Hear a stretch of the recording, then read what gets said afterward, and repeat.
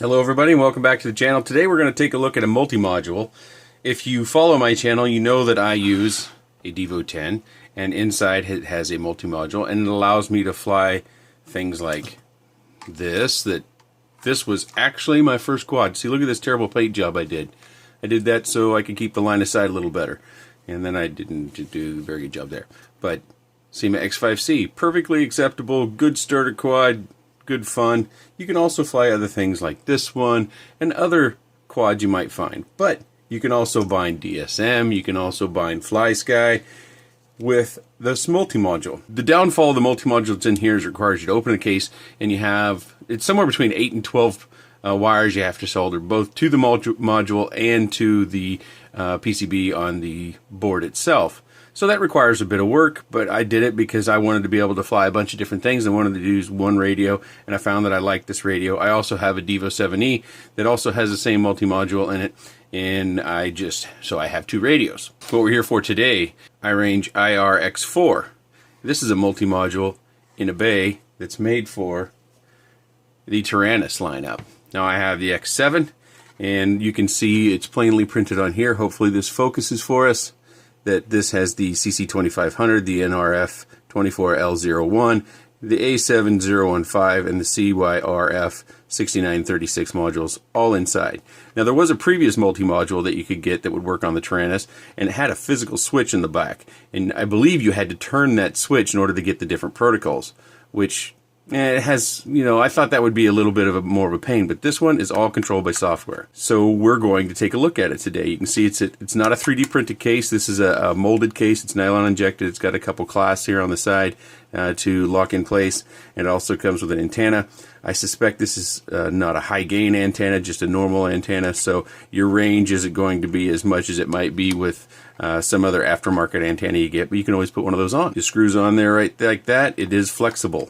Now, to put it in the back of the Taranis, that's no big deal, and that's one of the big benefits here. We have these pins. We just need to be careful to line these up, and then we just slide it on in. Mine takes a little bit finessing for some reason. There, click, it's in. Now we take our radio or antenna,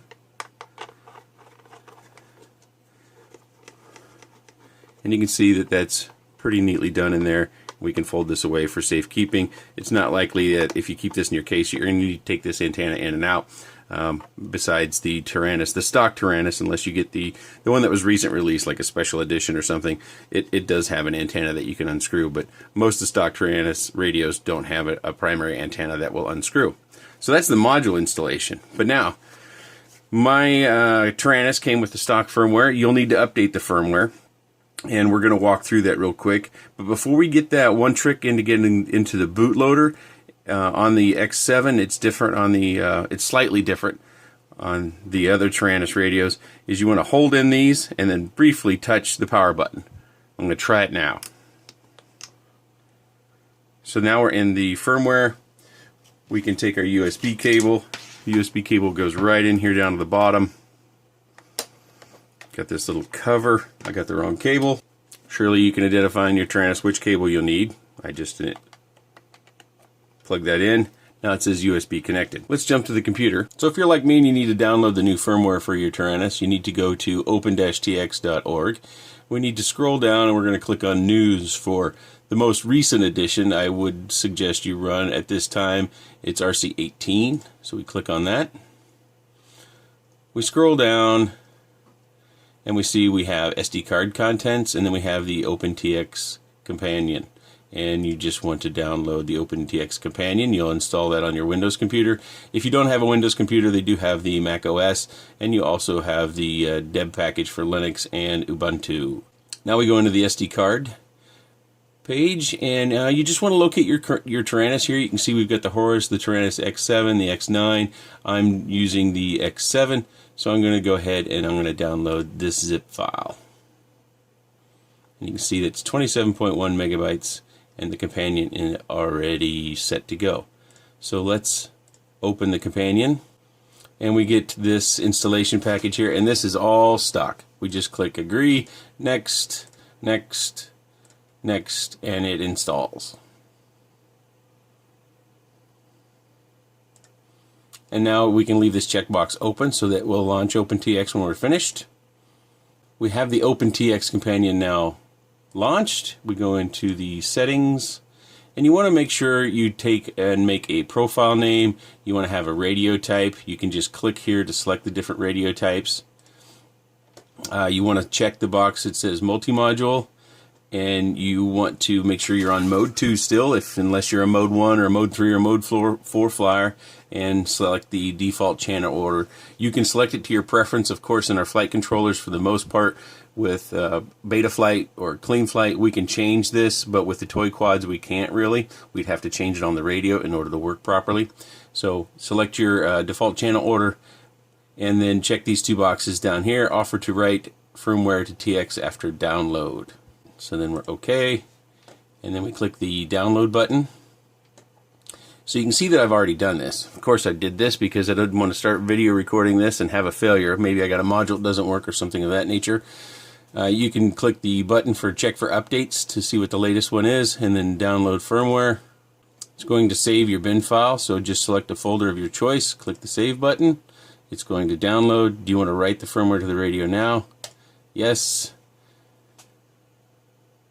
We can see that we've got a bin file here, and it's got the time and date and the variant. Everything's written right there. Use the firmware start screen when it shows you a little image there. Check hardware compatibility. Write to TX.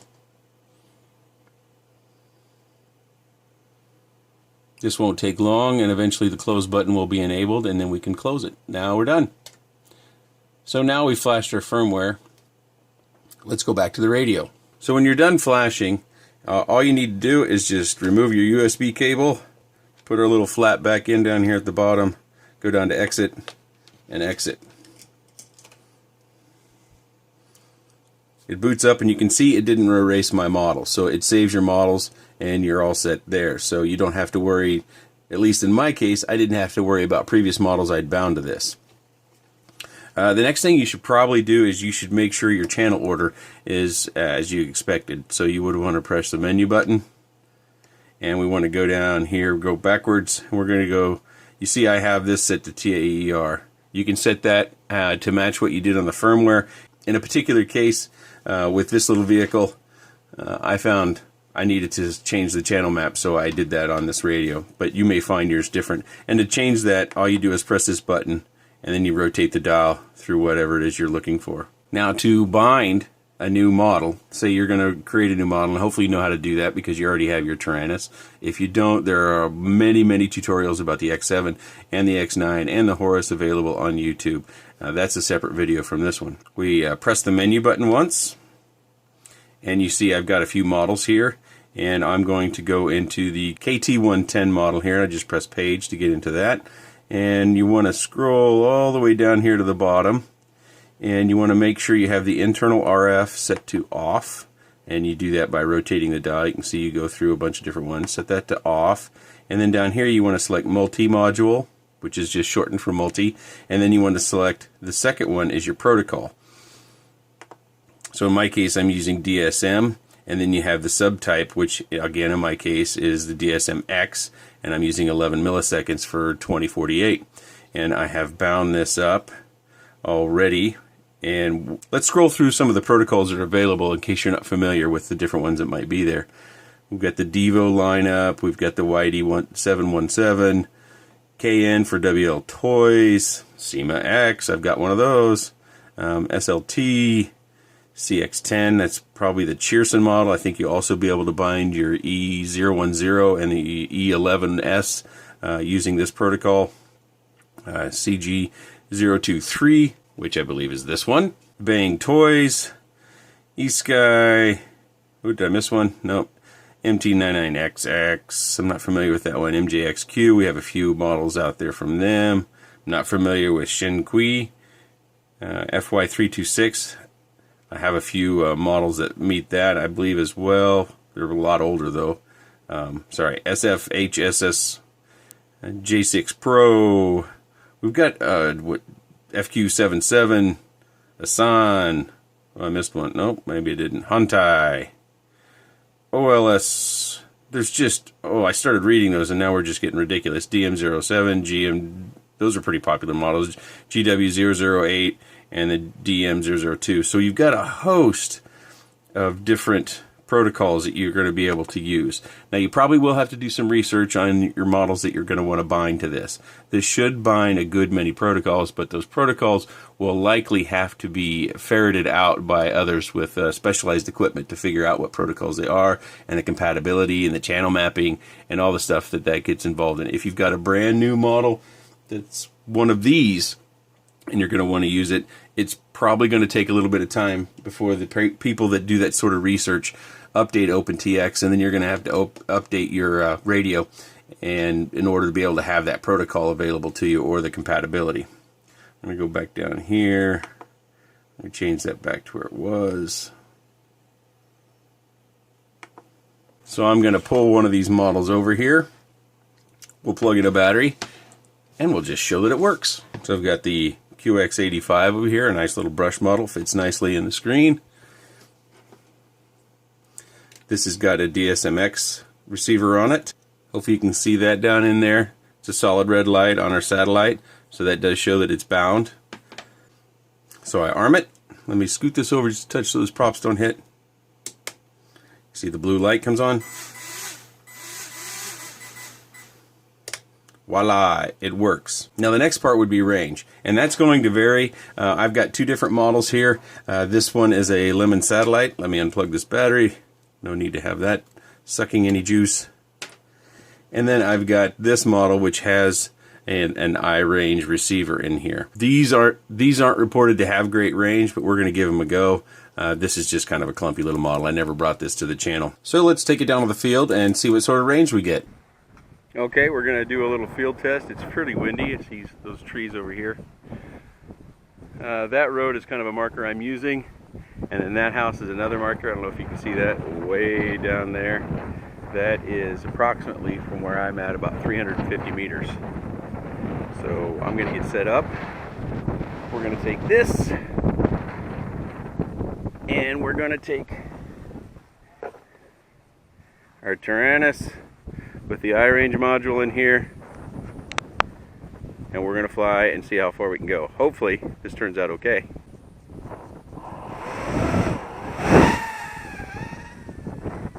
Excuse me a moment, I had to freeze the frame here because I am talking while I'm doing this, but unfortunately with the wind you pretty much can't hear me. So I'm going to go ahead and put the results on the screen now. You can see that we get about 330 meters and it's no problem. So this isn't really a range test as so much it ends up being a proof of concept, in that with the iRange and this receiver in this environment you can get 330 meters or pretty close to that. You could probably get further in different environments with different receivers, but 330 meters, that's a good long ways. I'm pretty satisfied with that. I've gone ahead and left the image on screen because it's not really important to see all the terrible camera view that we've got. It's not. Maybe I'm exaggerating a bit about how bad it is, but in the goggles it was real difficult to see. Flying was pretty sketchy.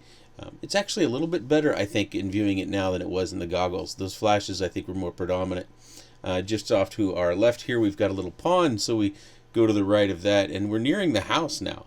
And I'm fairly surprised, and the video starts to break up a fair bit, and we get to beside the house, and we practice baseball out here. While I don't know these people personally, the other coaches do, and it wasn't going to be a concern that they were going to be bothered, especially when you have a 60-gram micro flying in the area. And as we fly it back, no problems, control in order all the time. Let's head back to the desk and we'll just have some final thoughts. So I think this module that they made, this is great. It's especially great if you already have a Taranis and you want to experiment with other machines or other protocols, or you just want to try different receivers out. Especially if you're in the micro category, you may find receivers prices come and go, or availability comes and go, and you won't be locked into necessarily having to buy one particular receiver from one particular vendor.